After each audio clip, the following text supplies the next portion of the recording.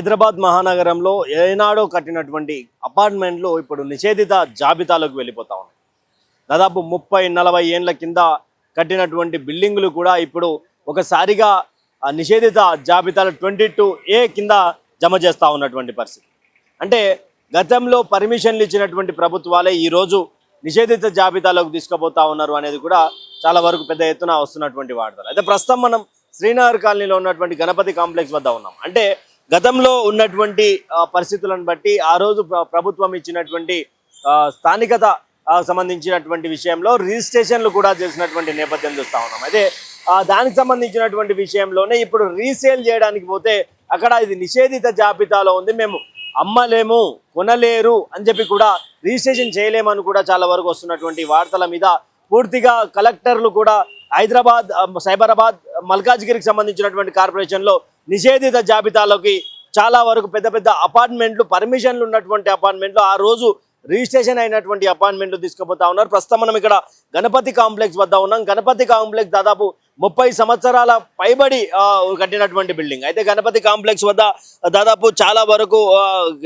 Rentals ఉంటారు. తర్వాత దీనికి సంబంధించినటువంటి విషయంలోనే దాదాపు 22A జాబితాలో చేరుస్తున్నటువంటి కలెక్టర్లు అంటూ కూడా పెద్ద ఎత్తున వార్తలు వస్తున్నటువంటి నేపథ్యంలో ఈ గతంలో అన్ని అనుమతులు ఉన్నటువంటి నిర్మాణాలు కూడా ఈరోజు 22Aకి సంబంధించినటువంటి ప్రభుత్వ భూములు ఎలా అవుతాయంటూ కూడా ఈరోజు ఇక్కడ ఉన్నటువంటి ఎవరైతే పట్టాదారులు ఉన్నారో, ఎవరైతే కొనుక్కున్నారో వాళ్ళందరూ కూడా ఈరోజు పెద్ద ఎత్తున ఆందోళన చెందుతా ఉన్నటువంటి విషయం. అయితే గతంలో ఎక్కడైతే SBH దిల్సుఖ్నగర్ సంబంధించినటువంటి SBH ఉందో దానికి సంబంధించినటువంటి విషయంలో కావచ్చు, తర్వాత నిషేధిత జాబితాలోకి వెళ్ళిపోతాయి. ఆ అపార్ట్మెంట్లను కొత్తగా ఎవరైనా కొనుగోలు చేసి రిజిస్ట్రేషన్లు చేసుకోవాలని వెళ్తే వాళ్లకు షాక్ తగిలేటువంటి సందర్భం కనిపిస్తూ ఉన్నది. అయితే భూ రికార్డుల సవరణ నేపథ్యంలో మూల రికార్డుల పేరుతో కలెక్టర్లు ఆ భూములను ప్రభుత్వ భూములుగా పేర్కొంటూ వాటిలోని నిర్మాణాలను నిషేధిత జాబితాలు చెరవేస్తున్నారంటూ కూడా పెద్ద ఎత్తున ఈ యొక్క విషయం బయటకు వస్తూ ఉన్నటువంటి విషయం. అయితే SBH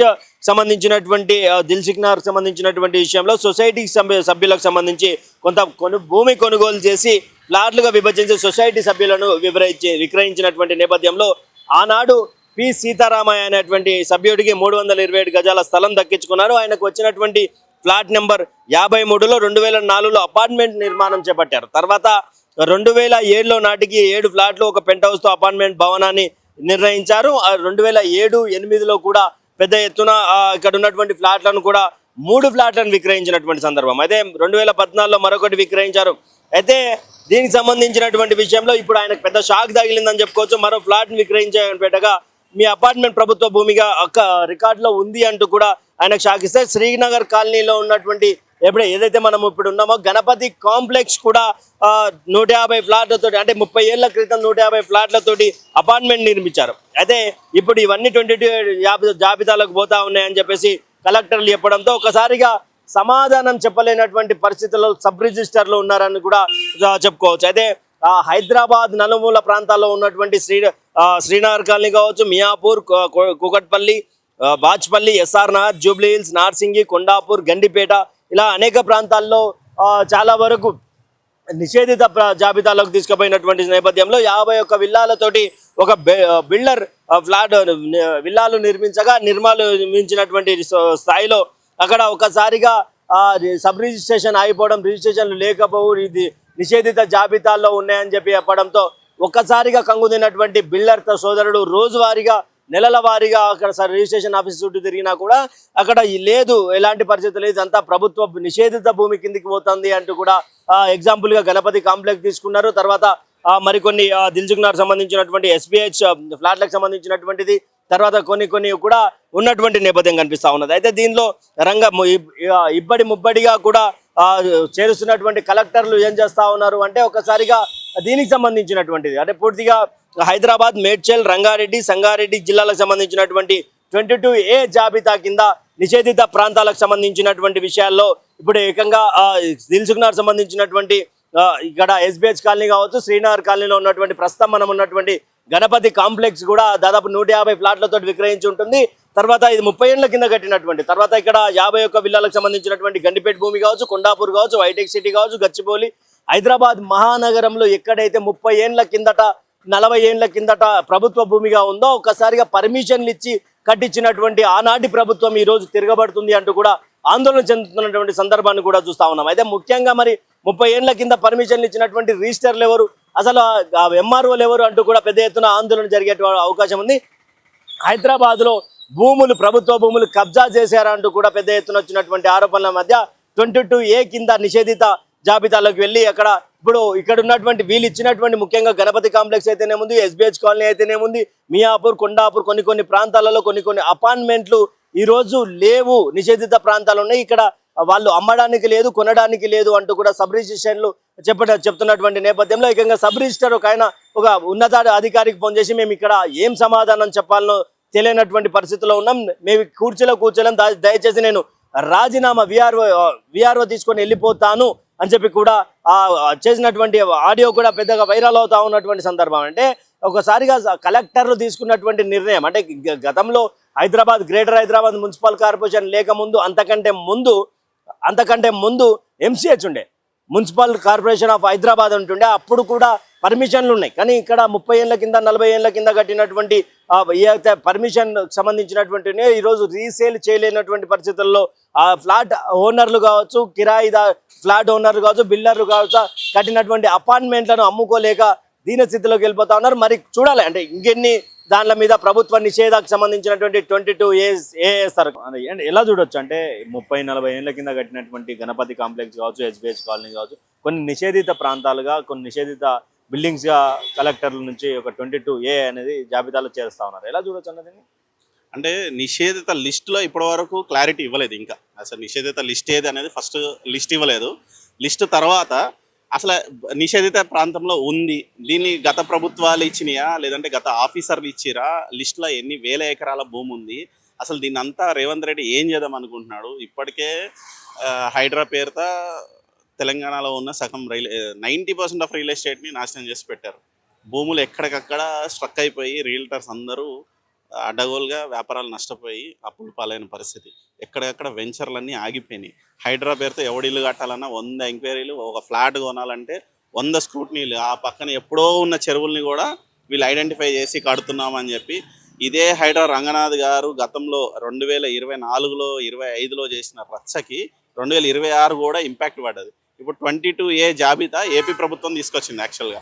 దాని తర్వాత తెలంగాణలో కూడా 22A తీసుకొచ్చి గతంలో ధరణి తప్పని చెప్పిన వాళ్ళు భూభారత్ అని చెప్పి వీళ్ళు పేరు మార్చి భూభారతిలో 22A తీసుకొని వచ్చి కొన్ని వేల ఎకరాలని దోచుకునే ప్రయత్నం, అంటే ప్రజలను భయభ్రాంతులను చేసే ప్రయత్నం చేస్తున్నారు. ఎందుకు ప్రభుత్వాలు ప్రజల్ని భయభ్రాంతులని గురికి చేస్తున్నాయంటే ఇక్కడ ప్రభుత్వం కంట్రోల్లోకి వస్తలేరు ప్రజలు. ఎందుకంటే మొన్న చూసిరు రీసెంట్ ఎలక్షన్స్ కానీ, నెక్స్ట్ వచ్చే GHMC ఎలక్షన్స్ కావచ్చు, రేపొద్దున ప్రజల్ని కంట్రోల్లో ఒక భయభ్రాంతులకు గురి చేసి ఓట్ బ్యాంక్, అంటే నీ ఇల్లు గూల్ చేస్తాం నువ్వు నాకు ఓటేయకపోతే అనే పరిస్థితులు ఏమైనా క్రియేట్ చేద్దామనే ఆలోచనలు ప్రభుత్వాలు ఉన్నాయా? అలాంటి ఉద్దేశాలు ఏమైనా ఉంటే ప్రజలు భయపడే ప్రసక్తే లేదు. గత 30 ఏళ్ల క్రితం అంటున్నారు కదా, ఒక చిన్న క్వశ్చన్ భయ్య, 30 ఏళ్ల క్రితం ఉన్న నాయకులు ఎవరు? పి జనార్దన్ రెడ్డి, ముఖేష్ గౌడ్, ఈయన అంజన్ కుమార్ యాదవ్, ఈ ముగ్గురే కదా అప్పుడు హైదరాబాద్లో లీడర్స్. అంటే వీళ్ళు ముగ్గురే కదా 30 ఏళ్ల క్రితం ఈ లీడర్లు ఆధ్వర్యంలో పంచిన భూములే కదా.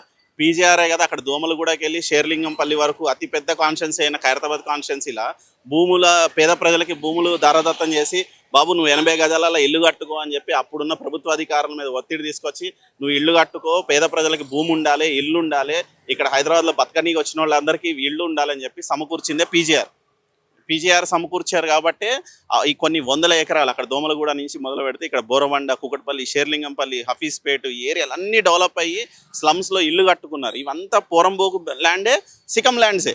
సో 22A ఏం చెప్తుంది, పొరంబోక్ ల్యాండ్స్, సికం ల్యాండ్స్ని మేము రిటర్న్ తీసుకుంటాము, వాటిపైన చర్యలు తీసుకుంటాం అంటుంది.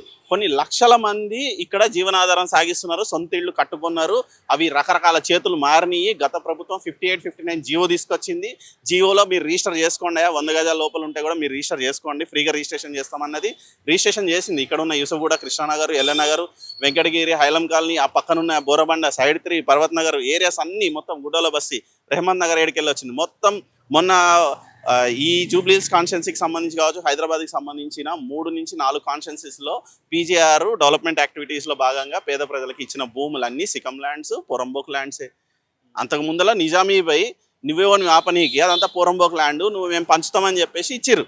అంటే ఇప్పుడు ఎందుకని సడన్ గా మళ్ళీ ఈ యొక్క 22A అని చెప్పేసి కలెక్టర్లే సబ్ రిజిస్టర్లకు చెప్పడం, రిజిస్ట్రేషన్లో అయిపోవడం ఎలా చూస్తారు? ప్రభుత్వానికి ఒక క్లారిటీ లేదు, చిత్తశుద్ధి లేదు. ప్రభుత్వానికి 1,00,000 ఇళ్ళు ఇస్తామంటుంది. అసలు ఉన్నోడనే ఇంట్లో ఉండనీయకుండా మళ్ళీ 1,00,000 ఇళ్ళు ఏడికెళ్ళి ఇస్తావు? ఏమని ఇస్తావు? ప్రతి పిల్లర్కి ఒక పోస్టర్ కట్టారు. ఏమని? నేను 1,00,000 ఇళ్ళు ఇస్తున్నా, 1,00,000 ఇళ్ళు ఇస్తున్నా. పబ్లిసిటీకే 1,00,000 ఇళ్ళు కట్టచ్చు ఇల్లు. అంత పబ్లిసిటీ చేస్తున్నారు. కట్టేది ఎప్పుడు, ఇచ్చేది ఎప్పుడు, ఎవరిని మభ్యపెడదామని? ఇది ఏ రకమైన ఎలక్షన్ స్టంట్? అసలు ప్రభుత్వాన్ని డిజాల్వ్ చేయండి. వద్దు, మాకు ఈ ప్రభుత్వమే అవసరం లేదు, కాంగ్రెస్ ప్రభుత్వానికి పాలించే చేత కావట్లేదు. మీరు ఫస్ట్ డిజాల్వ్ చేసి అసలు ఫస్ట్ ఆఫీసర్ని బ్లేమ్ చేస్తున్నారా, గత నాయకుల్ని బ్లేమ్ చేస్తున్నారా? 22A పేరు చెప్పి గత నాయకుల్ని, గత ఎంప్లాయీస్ని అవమానిస్తున్నట్టే రేవంత్ రెడ్డి లిటరల్గా. ఎందుకంటే చేతగాక చెలియాక పిచ్చోళ్ళయి గత ప్రభుత్వంలో ఉన్న నాయకులు, ఇదే కాంగ్రెస్ గవర్నమెంట్లో ఉన్న నాయకులు, అంజన్ కుమార్ యాదవ్ అవ్వచ్చు, లేదంటే ముఖేష్ గౌడ్ అవ్వచ్చు, లేకుంటే పీజీఆర్ అవ్వచ్చు, భూములు పంచిరా పేదోళ్ళకి. అప్పుడున్నది ఇదే కాంగ్రెస్ నాయకులు కదా. ఇప్పుడు ఏ 1,00,000 నువ్వు కడదాం అనుకుంటున్నావో అప్పుడు ల్యాండ్ బ్యాంక్ ఉంది కాబట్టే కదా ఆ నాయకులు ల్యాండ్ ఇచ్చిర్రు. అరే తీసుకోరిపోయి పేద ప్రజలందరికీ అని చెప్పేసి. అప్పుడు ప్రజల గురించి ఆలోచించిన నాయకులు ఉన్నారు, వాళ్ళందరూ చచ్చిపోయారు. ఏదో అంజన్ కుమార్ యాదవ్ ఉన్నాడు కాబట్టి ఇప్పుడు ఆయన స్పందించాలి, వాళ్ళ కొడుకు కూడా ఎంపీ కాబట్టి. లేదు, నెక్స్ట్ రేవంత్ రెడ్డి గారు కానీ, పొంగులేటి శ్రీనివాసరెడ్డి గారు కానీ ఖచ్చితంగా స్పందించాలి. ఎందుకంటే వీళ్ళది భూస్వామ్య వ్యవస్థ. ఈ బీసీ ఉద్యమం ఎందుకు నడుస్తుంది? ఆల్రెడీ బీసీ ఉద్యమం తెలంగాణలో నడుస్తుంది. బీసీ, ఎస్సీ, ఎస్టీ మైనారిటీస్ ఎక్కడ ఎక్కువ ఉంటారో అక్కడ ఈ యాక్టులు పనిచేస్తాయి. 22A కాదు, ఇంకోటి కాదు, కొత్త జీవో తెస్తారు, ఏదేదో చేస్తారు, గందరగోళం. ఎందుకు అంటే పేద ప్రజలు బ్రతకద్దు. మొన్నటి వరకు బ్లాక్మెయిల్ రాజకీయం నడిచింది హైడ్రా పేరుతో. హైడ్రా అయిపోయింది, ఇంకెవరి మీద పడాలి? పైసలు లేవు ప్రభుత్వం దగ్గర. ఏం చేయాలో అర్థం కాని పరిస్థితుల్లో రేవంత్ రెడ్డి ప్రభుత్వం ఇట్లా గందరగోళాలు సృష్టించి ఇక్కడ ఉన్న వ్యాపార వ్యవస్థల్ని పడగొట్టే ప్రయత్నం చేస్తుంది. 30 ఏళ్ల క్రితం కట్టి కొన్ని వందల మంది ఓనర్లు మారిపోయారు. ఇప్పుడు వచ్చిన వాడు సఫరర్ అయితే ఎట్లా? అంటే ఇప్పుడు ఎందుకు, అంటే ఇప్పుడు దీంతో దాదాపు ఎంతమంది ఉండొచ్చు అన్న గణపతి కాంప్లెక్స్? 39 ఫ్లాట్లు ఉన్నాయి, 23 షాపులు ఉన్నాయి. 23 షాపులు commercial shops, commercial come residential building ఇది. సో రెసిడెన్షియల్ ఫ్లాట్స్ ఉన్నాయి, కింద కమర్షియల్ బిల్డింగ్ ఉంది, పర్మిషన్స్ ఉన్నాయి. పర్మిషన్స్ ఇచ్చిన ఆఫీసర్స్ ఎవరు? వాళ్ళ తప్ప. లేదంటే హెచ్ఎండి అప్రూవల్ ఉంది, జిహెచ్ఎంసీ అప్రూవల్ ఉంది, అది తప్ప. 30 ఏళ్ల నుంచి ప్రభుత్వాలు ఇక్కడ ట్యాక్సులు కలెక్ట్ చేస్తున్నాయి, అది తప్ప. లేకుంటే 22A జాబితా లేదు, మేము చూసుకోలేదు అని 30 ఏళ్ల నుంచి ప్రభుత్వాలు కళ్ళు మూసుకొని వచ్చినాయా? అది తప్ప. ఎవరిది తప్పు? ఇక్కడ 20-30 సంవత్సరాల నుంచి ప్రభుత్వం కళ్ళు మూసుకొని పోయింది. మాకు తెలియలేదు ఇన్ని రోజుల వరకు, నేను వచ్చి కనిపెట్టినా, నేను పెద్ద సైంటిస్టుని, నేను పెద్ద మేధావిని అని చెప్పి రేవంత్ రెడ్డిని చెప్పమనండి, ఒక స్టేట్మెంట్ ఇవ్వమనండి. 22A పాత ప్రభుత్వాలు కావచ్చు, పాత నాయకులు కావచ్చు, వాళ్ళకి చేత కాలేదు, వాళ్ళకి కనిపెట్టడం రాలేదు, నేను సైంటిస్ట్ని, నేను మొగోడిని, నేను ఇప్పుడు నిరూపిస్తా అని చెప్పి 22 యాక్ట్ మీద మాట్లాడమనండి. 22 దీని మీద ఇప్పుడు ఎమ్మెల్యే నవీన్ యాదవ్ ఏమన్నా, అంటే ఒకవేళ నిజంగానే లిస్టులో వచ్చేసి శ్రీనగర్ కాలనీకి సంబంధించిన గణపతి కాంప్లెక్స్ కనుక ఉంటే, గణపతి కాంప్లెక్స్ అనేది ఒక పేపర్లో వచ్చింది కాబట్టి మీరు పేరు చెప్తారు. ఇది ఒక్కటి కాదు కదా, అసలు పీజీఆర్ ఇచ్చిన మొత్తం ఏరియా అంతా పోరంబోక్ ల్యాండే కదా. సికం భూమి, పోరంబోక్ ల్యాండ్. ఇది ఎట్లా ఉందంటే కనబడుతుంది కాబట్టి పెద్దోడి పేరో, పెద్ద ఏరియా పేరో, పెద్ద బిల్డింగ్ పేరో చెప్పడమే తప్ప ఇక్కడ అసలు వాస్తవం ఏంటంటే పోరంబోక్ ల్యాండ్స్ లో ఉన్నోళ్ళు గణపతి కాంప్లెక్స్ కాదు, మిగతా ఏరియా అంతా పోరంబోక్ ల్యాండ్ లోనే ఉంది. ఇప్పుడు కుకట్పల్లి ఇక్కడ మీరు అన్నట్టు దోమలగూడ నుంచి షేర్లింగంపల్లి వరకు దాదాపు 5 లక్షల ఎకరాల పైన ఉంటుంది. అంటే ఇవంతా కూడా పోరంబోక్ ల్యాండ్ 22A కిందకి వస్తుంది. మొత్తం హైదరాబాద్, కోర్ హైదరాబాద్ సిటీ 5,60,000 ఎకరాలు. ఓన్లీ జిహెచ్ఎంసీ లిమిట్సే 2,43,000 ఎకరాలు. ఓన్లీ హైదరాబాద్ డిస్ట్రిక్ట్ మాత్రమే 63,000 ఎకరాలు. సో ఇందిట్లో ఈ భూముల్లో గత నిజాం ల్యాండ్స్ ఉన్నాయి, ఇనాం ల్యాండ్స్ ఉన్నాయి, పోరంబోకులు ఉన్నాయి, సికం ఉన్నాయి, అన్యాక్రాంతమైన ల్యాండ్స్ ఉన్నాయి, డాక్యుమెంట్ లేక, వారసులు లేక ఇదైపోయిన ల్యాండ్స్ ఉన్నాయి. అట్లా రకరకాల భూమి ఉంది. ఆ భూమి మొత్తాన్ని తీసుకొని వచ్చి గత నాయకులు, అరే ఇది పోరంబోగా పడుంది, ఇది ప్రజా ప్రయోజనాల కోసం వాడాలి, ఈ భూమి పేద ప్రజలకు అందాలని చెప్పి గత నాయకులు ఇస్తే, ఈ నాయకులు అంటే ఇప్పుడు నేను జూబ్లీహిల్స్ ఎమ్మెల్యే గారి గురించి కానీ ఇంకా ఇక పర్టికులర్గా ఒకళ్ళ గురించి నేను మాట్లాడలేను. ఎందుకంటే ఇది ప్రభుత్వం తీసుకున్న నిర్ణయం. ఇది సెక్రటేరియట్ నుంచి వచ్చిన జీవో.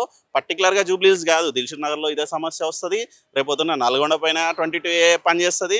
రేపొద్దున ఖమ్మం బార్డర్కి వెళ్ళిన కాడి నుంచి ఆదిలాబాద్ బార్డర్ వరకు 22A జీవో పనిచేస్తుంది. ఓన్లీ హైదరాబాద్లో శ్రీనగర్ కాలనీలో గణపతి కాంప్లెక్స్ ఒక్కటి కాదు, ఈ ఏరియా ఒకటి కాదు. అంటే ఇది నరసింహ చెప్పినటువంటి విషయం. ఏదైతే గతంలో హైదరాబాద్ కాదు దాదాపు ఖమ్మం నుంచి ఆదిలాబాద్ వరకు మొత్తం కూడా 22A కిందకి వస్తాయి. మరి ప్రభుత్వం ఏ విధంగా తీసుకురాబోతా ఉన్నది అంటే కొంత శాతం వరకు అంటే గతంలో ఉన్నటువంటి నాయకులు కాంగ్రెస్ పార్టీకి సంబంధించిన బడా నాయకులు హైదరాబాద్లో టాప్ మోస్ట్ నాయకులు పీజేఆర్ కావచ్చు, మన ముఖేష్ గౌడ్ మరియు అంజన్ కుమార్ యాదవ్ వీళ్ళంతా కూడా పోరంబోక్ ల్యాండ్ని ఆ రోజు పేద ప్రజలకు వంచినటువంటి విషయంలో ఇప్పటికి ఉన్నటువంటి ప్రభుత్వానికి గుర్తుకు లేదు. ఆ రోజు కూడా కాంగ్రెస్ పార్టీ అధికారంలో ఉంది కదా, ఆ రోజు రిజిస్ట్రేషన్లు చేసింది ఎవరు అంటూ కూడా నరసింహ మనతో మాట్లాడినటువంటి సందర్భం. కెమెరామెన్ నాయక్తో ఉదయ్ కిరణ్, హైదరాబాద్.